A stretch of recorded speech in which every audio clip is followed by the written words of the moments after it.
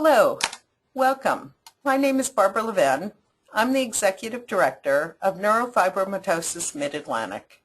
We're a 35-year-old nonprofit agency based out of Baltimore, Maryland. We are devoted to NF support, awareness, and education. Neurofibromatosis is a variable and potentially devastating genetic disorder that causes tumors to grow anywhere on the body. It can be quite cruel. It's often misdiagnosed, and its ramifications are best known by those who have NF, care for someone with NF, or the physicians who specialize in the disorder. Neurofibromatosis has hundreds of manifestations, ranging from relatively minor appearances of cafe au lait spots to extreme pain and death. Anyone who lives with neurofibromatosis, either as a patient or a caregiver, knows its unpredictability. Our presenter will talk a little more during the presentation about NF. She brings an artist's perspective to this disorder. Before we begin, I want to take care of a couple housekeeping items. Firstly, there is a question pane on the right side of your screen. If you have questions during the presentation, simply type in your question and click send, and we will get to as many as possible. At the end of the presentation, we'll do a question and answer session and take as many questions as time permits. I will be muting everyone, including myself, while Ms. Mindrup speaks, but feel free to write your questions. This broadcast is being recorded, and just in case you miss anything, it will be available on our YouTube channel in the next day. Feel free to share this. I now want to welcome our friend, Rachel Mindrup.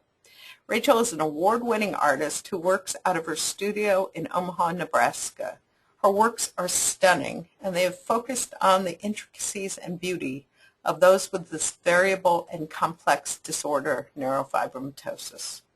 The culmination of these studies have resulted in the visually arresting portraits that are the many faces of NF.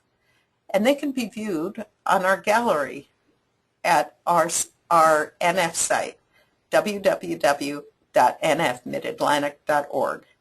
Rachel is the mother of a child with NF, and you'll see that she has a deep understanding of both the art of portraiture and NF. We're so honored and grateful that she's joining us today.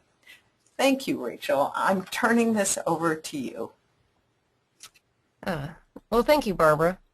And thanks for everyone who is joining in today. I appreciate you taking the time and listening to my presentation.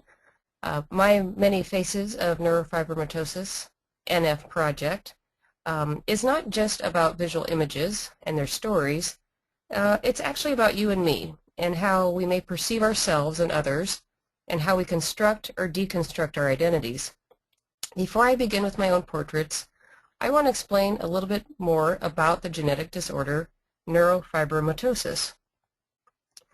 Neurofibromatosis, or NF as it's commonly called, encompasses a set of distinct genetic disorders that cause tumors to grow along various types of nerves and, in addition, can affect the development of non-nervous tissues such as bones and skin. NF causes tumors to grow anywhere on or in the body. Affecting more than 2 million people worldwide, NF is more prevalent than cystic fibrosis, Duchenne muscular dystrophy, and Huntington's disease combined. NF affects both sexes equally and has no particular racial, geographic, or ethnic distribution. Because half of the cases are caused by a spontaneous gene mutation, you do not need to have a family history of it. What this means is NF can appear in any family at any time. Sam, the boy on the left, who exhibits no outwardly noticeable NF markers, passed away at the age of 14 when his brain tumor turned malignant. NF is very hard to treat because it's so unique from person to person, manifesting itself in different ways, from optic gliomas to tumors to learning disabilities, blindness, loss of limbs, loss of hearing, scoliosis, and the threat of turning cancerous at any time. It's also progressive, which means how you have it today is not necessarily how you'll have it tomorrow. You're never in the clear. Many who suffer from NF can be outcasts in their own communities and often choose to live in isolation rather than continuing to be picked on or bullied. Combating isolation and withdrawal by promoting awareness is at the heart of my portrait project. The root word of portrait comes from the Latin word protrahere, which means to draw forth. To draw forth both the viewer and the viewed is the very purpose of relating these stories. According to the traditional view, a successful portrait confronts the viewer with both the person portrayed and the subjectivity of the portrait painter. In his book, Portraiture, Richard Brilliant makes the assertion that fundamental to portraits as a distinct genre in the vast repertoire of artistic representation is the necessity of expressing this intended relationship between the portrait image and the human original. So here on this slide are two recognizable and well-known portraits, Velázquez's Pope Innocent X and Gilbert Stuart's portrait of George Washington. These famous paintings shape the way we think of these individuals when we study them and learn about their legacies. It is precisely that art object and human subject oscillation represented so personally, which is what gives portraiture that extraordinary grasp on our imagination. Now, the last century experienced major shifts in the understanding of the human subject and its representation, as artists such as Picasso and Alice Neel, as you can see on this slide, amongst others, started painting uncommissioned portraits and began to change that relationship between the artist and the sitter. Now it's the artist deciding who was important, and with that comes the power of deciding who to paint. My interest lies in using the history of portrait painting as a way to introduce people with NF to much wider audiences. Now, in order to do this successfully, I want to investigate how contemporary artists are handling this concept. Two artists who stand out for me are Lucian Freud and Kehinde Wiley, but for different reasons. I've always been attracted to the seductive brushwork of Freud. His picture there is on the left. For me, his portraits always seem to cut right to the core of the individual and have a genuine honesty to them. He achieves this with thick paint handling, purposeful brushstrokes, and capturing the gaze of the sitter. On the other hand, it's the content of Wiley's portraits which first caught my attention. Kehinde Wiley is a New York-based painter who is heavily influenced by Reynolds, Gainsborough, and Titian, and has made a name for himself within the portrait painting tradition by illustrating the concepts of the heroic, powerful, and majestic in his representation of urban black and brown men found throughout the world. Most of Wiley's work show African American men standing in poses and postures of saints, angels, and prophets from Renaissance and Baroque paintings. This painting tradition has typically been non-inclusive of races or individuals other than Western European Caucasian men. Wiley approaches African American men in Harlem. He shows them his work, and if they like it, he solicits them to model for him. They then flip through a painting, like different books of paintings, and they select which pose they'd like to replicate. As you can see by this slide, then Wiley paints them in the exact same scene, except he portrays them still wearing their normal street attire, and he creates ornamental backgrounds which he calls bling bling Baroque to mimic the ornateness of the Baroque period. The results end up like the example you're looking at called the Officer of the Hussars. And while I'm not interested in completely replicating master paintings, I am borrowing from the traditions of the past. The real problem for me arises in how do you honor a person or a demographic who our culture has deemed ugly, and how has that topic been handled throughout the discourse of art history? Well, as you can see, it hasn't been favorable. In order to discuss quote-unquote ugly, look at how we talk about beauty.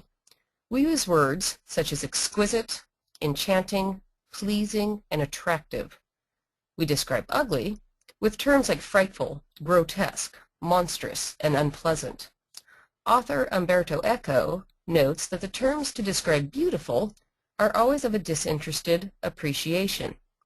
The ones for ugly all contain a reaction of disgust, violent repulsion, horror, or fear. Okay, so look at Quentin Mastis's 1513 portrait, Grotesque Woman. He does not leave any misinterpretation to chance. The characterization of the huge ears, abundance of wrinkles, and gorilla-like face are heightened by that ridiculously overbearing hat. If we continue further, we can see this dichotomy of inner and outer ugliness in a person's appearance, and how that's creatively explored in Oscar Wilde's novel, The Portrait of Dorian Gray.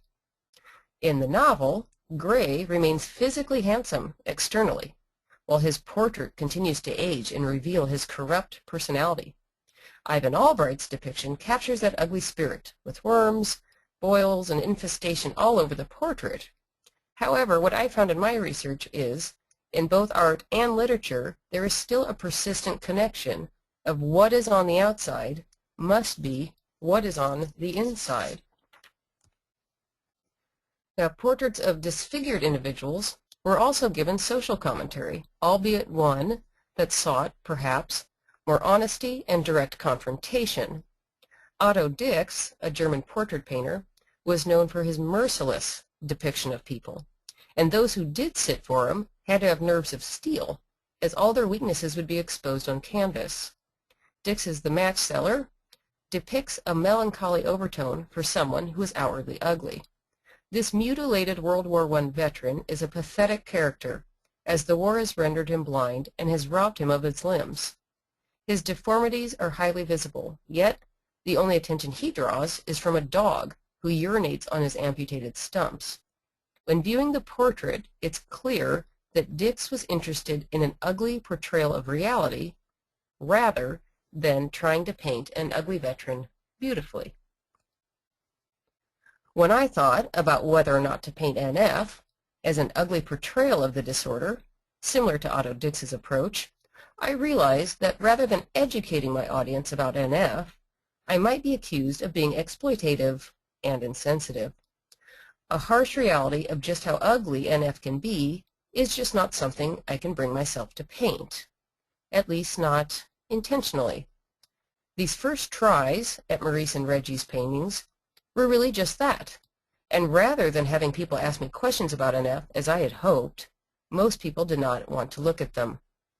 A few were polite, but in actuality I was turning people off from even starting a dialogue.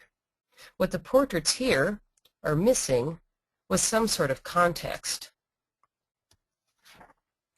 Context can be found in our everyday surroundings, particularly in genre painting. Reading like a visual essay, a genre painting creates a scene of what it was to be a contemporary of the artist who painted them. Jean Vermeer, on the left, deliberately painted prosaic scenes and ordinary objects. He painted ordinary rooms precisely because of their insignificance. In a similar vein are the works of Edward Hopper, a realist painter of 20th century America, who also portrayed the commonplace and transformed the ordinary into the poetic with scenes of quiet contemplation, the subject always alone with his or her thoughts. Whether it's Vermeer's maidservant pouring milk or Hopper's automat, we as viewers are getting a glimpse of a quiet and private moment. It is this serenity which allows us the moment to wonder about the person depicted. Taking my cues from Vermeer and Hopper, if my initial paintings were met with expressive reactions and repulsions, my latest ones are not. In contrast, my more recent handling of the individuals just doing what they love, like there's Reggie sipping coffee or David building Legos, represent these individuals as truly human and not as mere objects to gawk at. Besides situating the participants within familiar settings, removing any sort of confrontational gaze allows viewers to not feel threatened or repulsed. Additionally, I toned down the harsh color palette and tried to use sensitive paint and light handling. I carefully am crafting scenes that would not be considered images of grotesque people, but instead images of a person engaged in everyday life who just happens to have outward deformities. In order for this project to work, I need the sitter to participate in the dialogue. Because everyone is located all over the world, I cannot paint these from life, which means I am depending on the sitter to help decide how to set the scene. Essentially, my project is traditional portrait painting meets Facebook. Meet Frank of Colorado. Frank is an outgoing guy who loves heavy metal music and loves to cook. His NF has him riddled with internal and external tumors and has robbed him of his leg, leaving him as an amputee.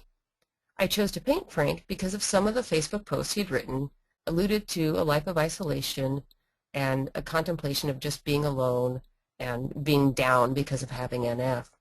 Now, as you can see on the slide, here's the photo, and this is typical of what many of the photos tend to look like, that Frank sent to me as an idea to use for the portrait.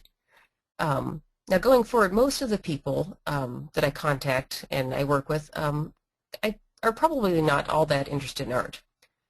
Frank probably didn't know who Vermeer was, but yet he was willing to engage in a back-and-forth dialogue about light handling, composition, what a three-quarter turn head view meant, why using Instagram isn't really a good idea for the project, and that sort of thing. So you can see that, most people aren't sure exactly what type of photo to send to me. So we have to kind of go back and forth with these sorts of discussions. And these types of conversations and photo shoots can go on and on until either I get a really good photo or I just quit being so picky with these people and just try and work with what they've given me. So as you can see on this slide, here's kind of a picture of Frank initially, and then here is what Frank looks like after the portrait is finished. So that's the final portrait of him. Now, none of the new pictures from the last outdoor photo shoot that Frank had sent to me had his amputated leg in them. I realized that he simply did not want that to be part of the portrait or part of his legacy. In fact, I started realizing that not only Frank, but everyone, I asked, started dressing up and manipulating the way they wanted to be remembered. Additionally, I'm not sure anyone would even know Frank has NF when viewing this painting, since his hat is covering the tumor on his head, and the tattoos on his arm are purposely designed to go around his neurofibromas. Frank does not want to be defined by his NF. He wants to be thought of as a musician. I want to round out my talk with the 7th NF portrait in this series, which is my son, Henry. Henry was diagnosed with NF when he was 4 months old. I had never heard of it. The geneticist told me I had a genetic grievance counselor assigned to me to help me cope with the diagnosis. Then he warned me, quite clearly warned me, to not go home and Google NF. So naturally I went straight home and Googled NF and took about, 10 years off my life. So anyway, how to break the news to my son that he has an incurable and progressive genetic disorder has been on my mind since that day. Painting portraits of people all over the world who also have it seemed like a good way to show him that he's not alone, and that he too does not have to be a 1 in 3,000 statistic. For his painting, I settled on the idea of checking the weather. Henry has wanted to be a weatherman since he was 4 years old. He also has a weather radio located on each level of our house, including my studio, just in case a tornado should come blasting through our neighborhood. For his birthday, this is last year, Henry asked for the Doppler weather system, similar to the ones at the news station. We didn't happen to have $3 million, so he got the $20 Midland Pocket Weather Alert system instead. Here is my portrait of Henry. In conclusion, I believe we need stories, verbal and visual, fiction and nonfiction. Stories are a part of discovering who and where we are, where we have come from, where we are going, individually and collectively. Histories and stories can stimulate our imagination. Stories can jar or provoke us to raise questions. Paintings which incorporate stories can give us a sense of peace or repose, or serve as a metaphor for greater things beyond our everyday lives, which is why a beautiful rendering of a difficult truth can make that truth easier to comprehend, even perhaps to accept. Thus, pleasure taken in the beauty of difficult art often softens the pain of its message. My project, The Many Faces of NF, is rooted in this concept. An NF person's outward appearance, typically riddled with bumpy tumors, is now represented in a different light. Genre-based portrait painting gives the person depicted a chance to be introduced to an audience as an individual rather than just a genetic disorder.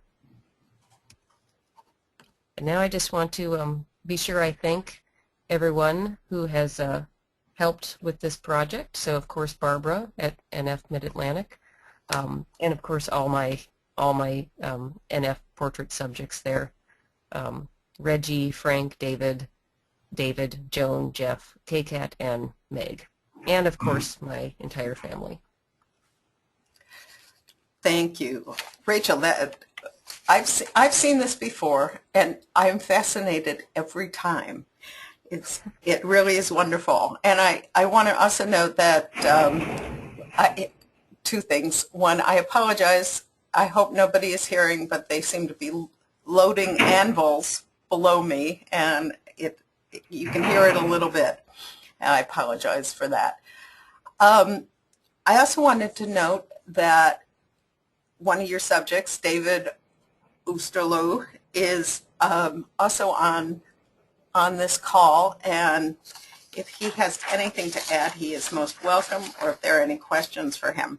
But I did want to ask you, Rachel, how do you go about, assuming you have an embarrassment of riches and a lot of potential subjects for the Many Faces of NF, how do you go about choosing your subjects? That's a very good question. If anybody actually really investigates in this project, they'll notice that there's two different types of NF portraits going on simultaneously. The watercolors, which I didn't show in this slide presentation, the watercolors are just sort of straightforward, straight-on portraits of an individual, and anybody with NF can have one of those done. If they'd like to donate to NF Mid-Atlantic, then as a thank you, I simply paint one of those NF portraits, and I've done about 107 of those now. So anyone listening today, if you want to go and see the watercolors, if you think you'd like to have one, just go ahead and connect up here with Barbara and NF Mid-Atlantic and donate, and we can get one of those done. As far as the NF portraits in oil, the ones that you saw of Reggie and Frank and David and such, those I tend to pick those people. I very carefully make sure that they are all adults. A lot of I want to be very clear that there's a lot of fundraising and awareness going for kids who have NF. Obviously my son, but I wanted to make sure that people knew that basically that there's somebody out there that cares for them even after they turn 18. So everybody who has an oil portrait done is an adult. So that's the first criteria. And then the second is I just tend to kind of meet people on Facebook and watch what they do. And a lot of these people that I've painted are really NF awareness advocates. You have Reggie, who started his own Just Ask Foundation, trying to solicit more awareness for NF. David does so much in the Netherlands for NF awareness and support groups. David Grudas, that I painted, does enormous chalk drawings to raise awareness for NF. So everyone on here, and K-Cat, who lives in the Philippines, organized a NF Philippines support group. So a lot of the people who are getting their portraits done in oil are also, really getting out there and raising awareness. So that's kind of one of the things I look for. That's great. Would you mind, I've never asked you about this, but I realized in this view that I wanted to close the circle. You did a preliminary portrait of Maurice. Did you do after you changed your concept a little. Did you do another portrait of him? I want to. I'm still waiting on Maurice to get through the photo shoots of him coaching basketball. So, Ah, ah, um, it would be nice if you saw a painting someday that said Maurice coaching basketball. But a lot of times, my whole project is, it relies on the person being depicted to go out and get those photo shoots done. And, mhm. if he's too busy or has other things going on, there's a few other people too that I've made preliminary sketches. But since I can't fly or travel to where they live, I can't actually get them to go do the photo shoot. So I will often just move on to someone else and just be hopeful that they'll get back to it if they can. Well, let's hope someday, thank you. Let's hope someday that you will be able to fly to all the different Yeah. places. If we raise enough Yes. money, yes, you will, in fact. Um, I also, just so before we finish, I wanted to ask you a final question, if I may, Rachel, which is, where do you see this project progressing or going in the future? Where would you like to take it? What direction would you like to see it go? Well, ideally, and I just kind of just began to do this. My hope is that these paintings will actually live both virtually on the internet as they're doing already, but actually physically in galleries, notably university and college galleries, any sort of forum where education is, the key component for the gallery. So again, medical universities, like medical teaching universities, anything like that where you can have a gallery and a display. Right now I hang up the NF oil paintings, and I do print off the person's biography and their sort of struggle with NF and how they've overcome that. And I place the portrait and the placard of that information. And so far I feel like I've been, or let's just say I'm pleased.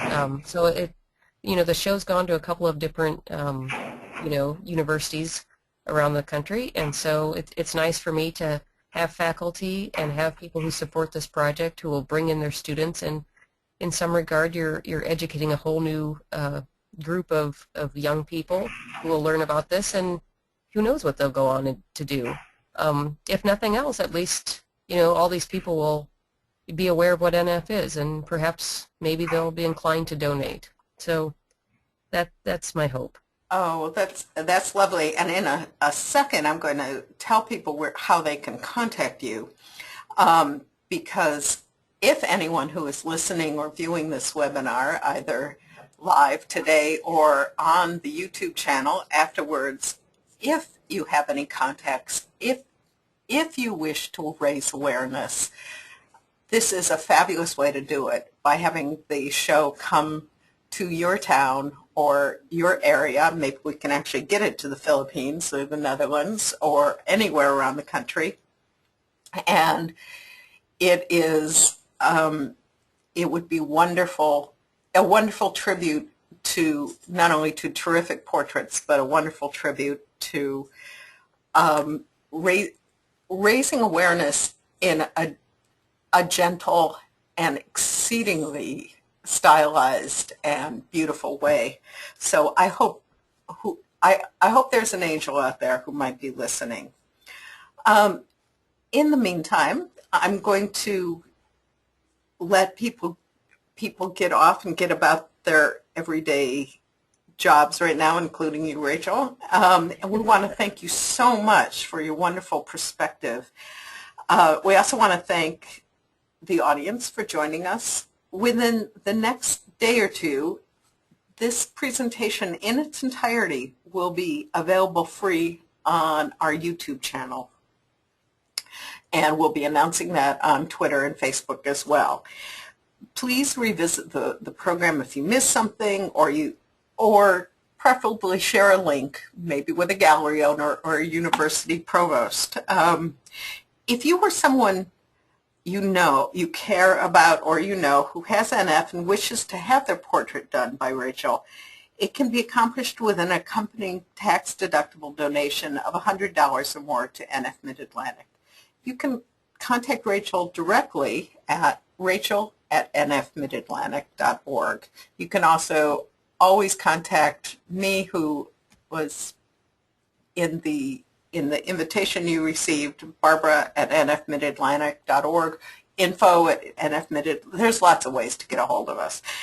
NF Mid-Atlantic provides communication, and what you all to know, with patient support advocates and a caregiver support advocate. These are people who share the diagnosis and are available to share feelings. They do not give medical advice, but they serve as sympathetic ears. Or as our caregiver support advocate says, she believes she has a PhD in neurofibromatosis, as I suspect Rachel also feels, but she just wants to hear from other people going through the same thing. If you feel you need that, please feel free to contact me about that service. Again, it's free of charge. We have another free service available to your class, to your club, to your meeting. It's called House Calls. Representatives of NF Mid-Atlantic will virtually visit and educate anyone about NF and field questions. If you're interested in either or both of these programs, contact us again at info@nfmidatlantic.org. That you will get a follow-up email stating this, and you also get this will also be on the YouTube video. I want you to note that for the cost of a donation, in any size, you are welcome to take advantage of our grief series, our family stress series, and our primer for caregivers. And also soon we'll have the examination of how it feels to look different. Rachel, thank you so much for your participation. It was just wonderful. And also thank you to our audience and those who gave testimonials in the final. And again, I feel it's worth repeating a final heartfelt thank you to you, Rachel. We look forward to seeing more of your wonderful work. I encourage everyone to visit Rachel's gallery at our website, www.nfmidatlantic.org. Just ask for gallery.